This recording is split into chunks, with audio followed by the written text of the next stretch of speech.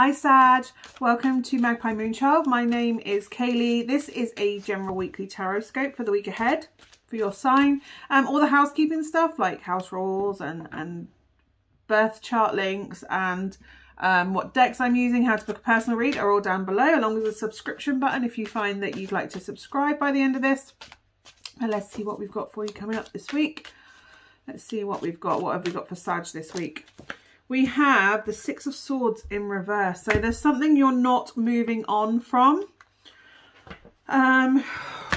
Or something that requires it. Past hurt.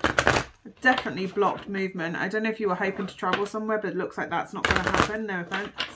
Don't mean to upset you, but it looks like wherever you were planning to travel this week or whatever your travel plans were, it doesn't look like they'll be happening. They'll be postponed. It's stifled energy of traveling. Possibly a house move being delayed, and issues surrounding that. Okay, let's see what else we've got. But yeah, it kind of feels like whether it's physical or emotional, there's no moving on from something this week. It feels like there's stifled moving on energy. Okay, we've got the King of Pentacles, making practical decisions.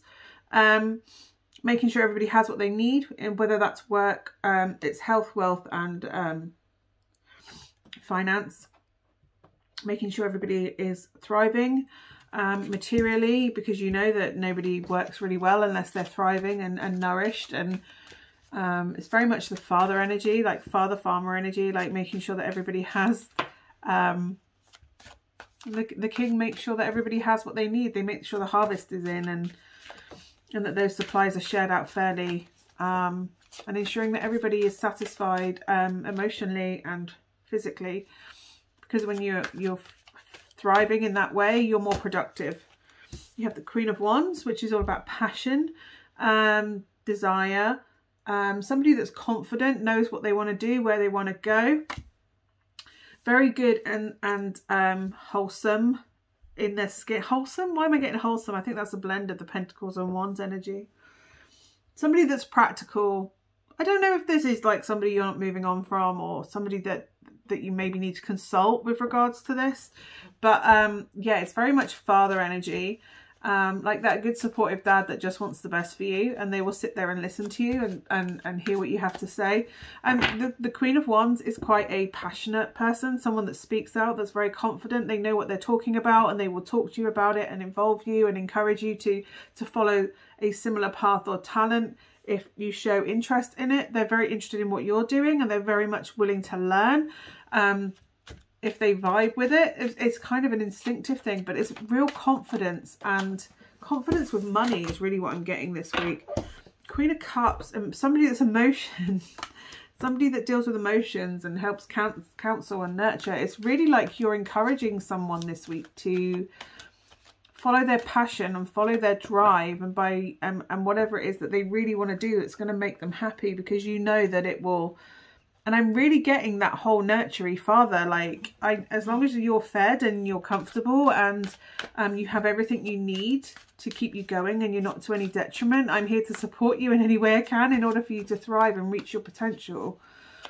I don't get why that's something. Maybe it's something from your past that you didn't have yourself. Some trigger, something from that is encouraging you to encourage others to make sure that they can't fall through the cracks because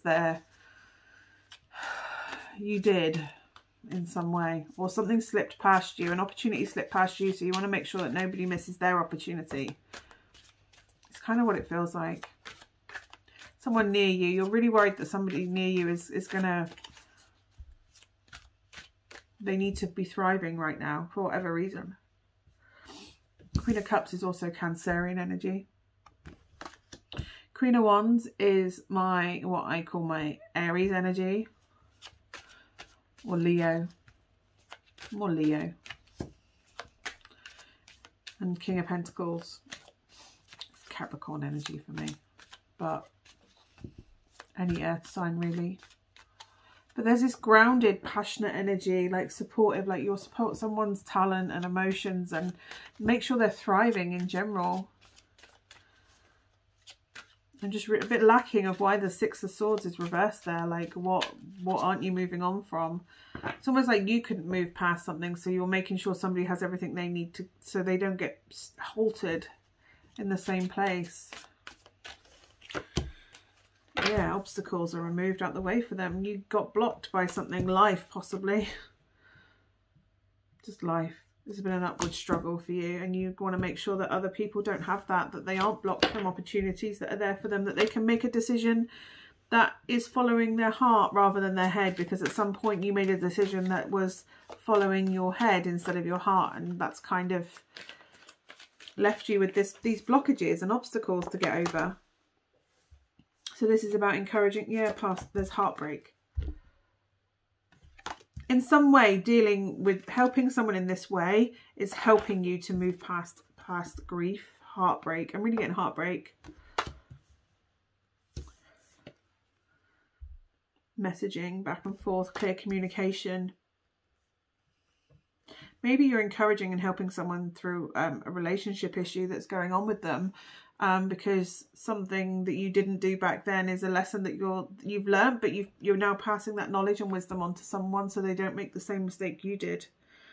Possibly something you walked away from because it didn't emotionally serve you. The only thing I would say is this is not exactly like your situation. There are other factors to consider. Like, it's not a carbon copy version of what happened between you and the person. Or maybe this is just history repeating itself. Like, it feels like a similar situation and you're like, do I walk away? Because last time I walked away, it wasn't such a good idea. The two people, the two relationships are different involved. And if this is to do with you having history repeating yourself, you're not the same person anymore either. They're not the same person. You're not the same person. I don't know if this is even a recurrence of the same person coming back that you never really got over, but you're not the same people anymore. Like, the people that were together back then, you're not that person anymore, and they're not that person anymore. If this is the two of you together, if this is you and someone else and it's kind of mirroring it, you're not the same person you were back then, and this is a completely different person. They are not that person. Even if they kind of have the similar traits of the person back then, they're not the same person. And if this is to do with two separate people, like you're guiding someone through this, because obviously you've been through similar, they're not you then, and this is a different do you know what I mean? That's two completely different people, a different relationship, different interconnectivity, different vibrations, different. There are similarities, absolutely, but it is not the exact same situation in any of those scenarios. So it's about making sure that you ensure that they have open communication, that they are expressive with their feelings, because I kind of feel like a lack of expression of feelings is the real undercurrent here. And by all means, help and guide them and encourage them and support them through it. But you know, they may make the same decision. They may decide that this doesn't emotionally serve them and they will walk away again.